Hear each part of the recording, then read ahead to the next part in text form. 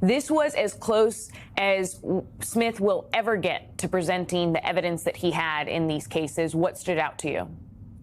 I have to say, having read the transcript in full, I thought it was a remarkable session.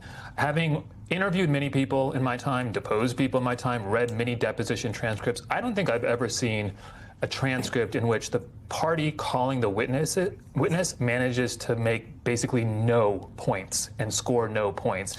The Republicans, throughout the whole thing, they did not manage to actually call into question any of the evidence that Smith recited, referenced, or any of the evidence that has already become public concerning, in particular, Trump's responsibility and alleged criminal conduct surrounding his effort to stay in power after the 2020 election. Republicans spent much of their time complaining about how some of their phone records were caught up in the investigation, trying to make themselves victims, when in reality, as Smith explained to them, the reason why their phone records were picked up was because of Trump's conduct and their own conduct.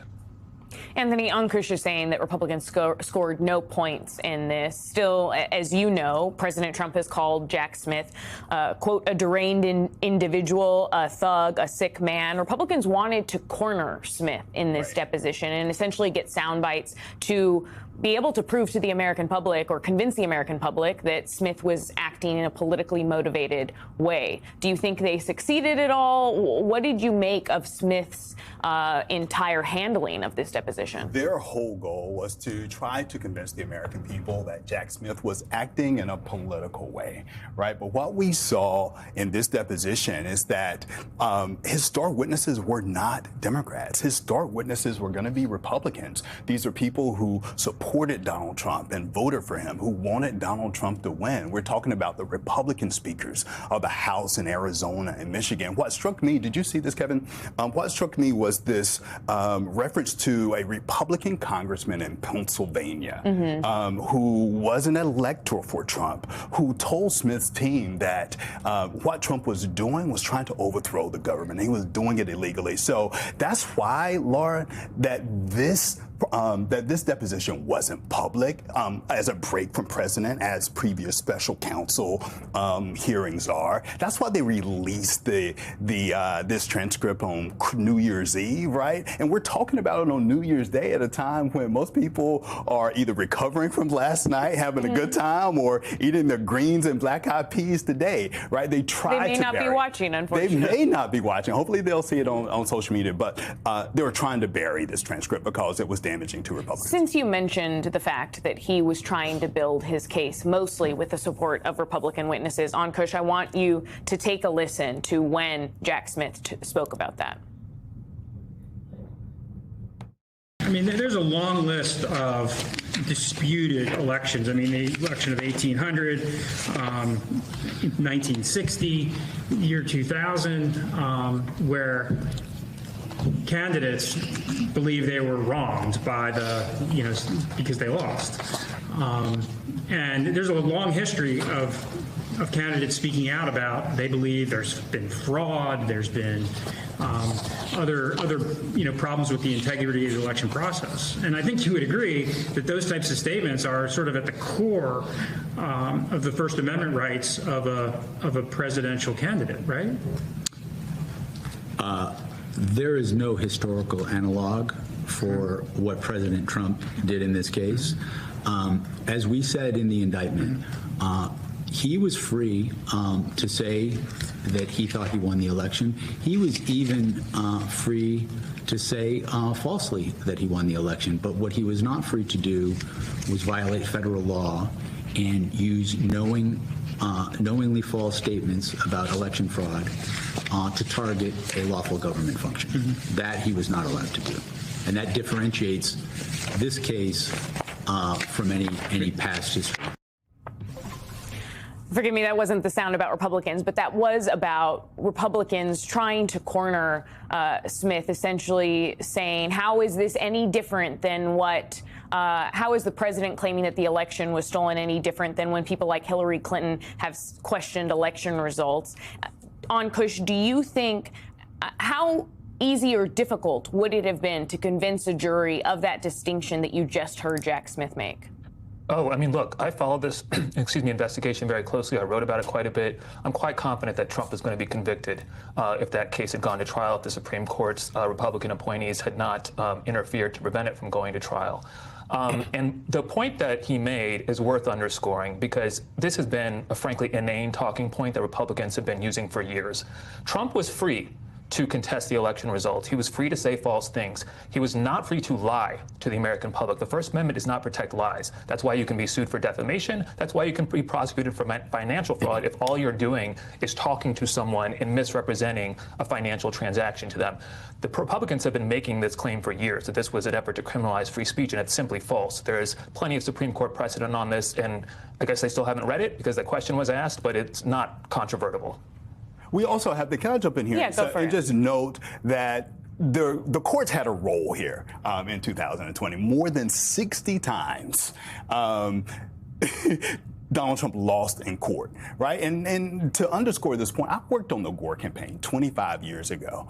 And when the Supreme Court gave the win to George W. Bush, that was the end of it. I was disappointed, and millions of Americans who voted for Al Gore were disappointed. But we didn't try to burn down the government or burn down Washington or attack the Capitol like Donald Trump did on January 6th. Yeah, man. He was the one who told these people, come to D.C., we'll be wild, he tweeted in December of 2020. And they get here, Laura, and they tell him on the lips of the Capitol, he uses the word fight or fighting almost 20 times, including telling them to go down to the Capitol and to fight like hell, or they wouldn't have a country to fight for. And they did exactly that until he told them to stop, under the urging over hours of his daughter and White House officials. That's the point that I think Jack Smith was trying to make.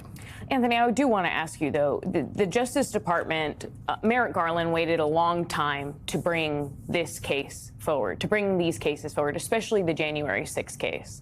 I know you worked for the Justice Department, but was it a mistake, especially now that you see this deposition, all this evidence that Jack Smith is laying out, was it a mistake to wait that long to bring these cases? Here's what I think. I think the Supreme Court of the United States is responsible for Donald Trump winning election. I think they put their thumb on the scale. And so no matter how quickly or not that DOJ moved, I think the Supreme Court and the conservatives on the court, they got their guy and they wanted to keep him.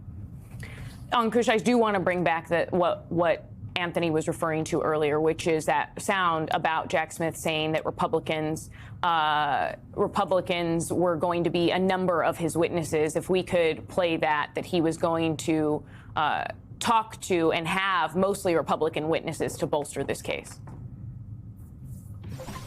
One of the strengths of our case and why we felt we had such strong proof is our witnesses were not going to be political enemies of the president. They were going to be political allies. We had numerous witnesses who would say, I voted for President Trump. I campaigned for President Trump. I wanted him to win. Our case was a case in which the president was preying on the party allegiance of people who supported him. So we never got to see that employed, that strategy. Do you think it would have been an effective one to have all of these focus solely on Republican witnesses, Ankush? I mean, absolutely. I mean, this was one of the most impressive elements of the case, that they had managed to do this. And we saw some of this through the January 6th committee hearings, right, where we had Republicans testifying about their interactions with Trump, including people who say they told him that what he was doing was spreading falsehoods. So Smith is exactly right. I mean, it would have been very credible and very compelling, I think, for him to put on the stand people for whom it's not in their interest to get sideways with President Trump. It's not in their personal interest or in the interest of their party. So they have a motive, so they don't have a motive to lie or anything like that that would infect the fact-finding process. And, you know, the other thing I would just say here is that, you know, Trump has had 5 years. 5 years to present evidence in his defense. He has repeatedly claimed that he'll present this evidence. He's scheduled and canceled press conferences, and nothing of the sort has emerged. No defense emerged in the deposition yesterday. So I think, you know, so far as I can tell, having now had the Republicans really have their go at him, Smith seems to have had a very strong case that was probably going to prevail at trial. Kevin, let's look forward a bit. Yeah. I mean, well, the timing of this, as we talked about.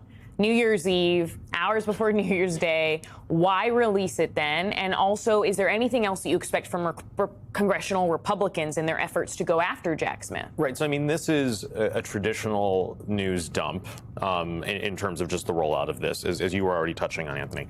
This is a day when most Americans are tuned out. It's a part of a week that is basically a dead zone here in Washington, so no one's paying attention.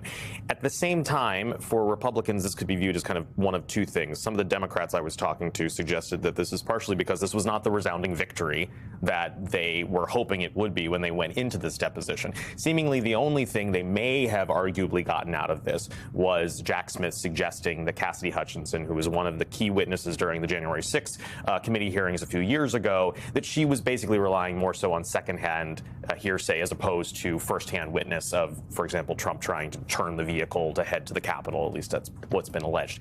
At the same time, there were no other major bombshells that they're able to operate on. The second side of this is, of course, the January 6th anniversary is right around the corner. We are entering a midterm election year. Republicans probably don't necessarily want this to be the front and center issue for the next several months or years, or year, I should say. The other thing to keep in mind is, don't just look at Republicans. Look at what Trump might do next. And that is something that that Jack Smith himself hinted at as part of the testimony. I think we have a very quick soundbite of that. So I am eyes wide open that this president will seek retribution against me if he can. I know that.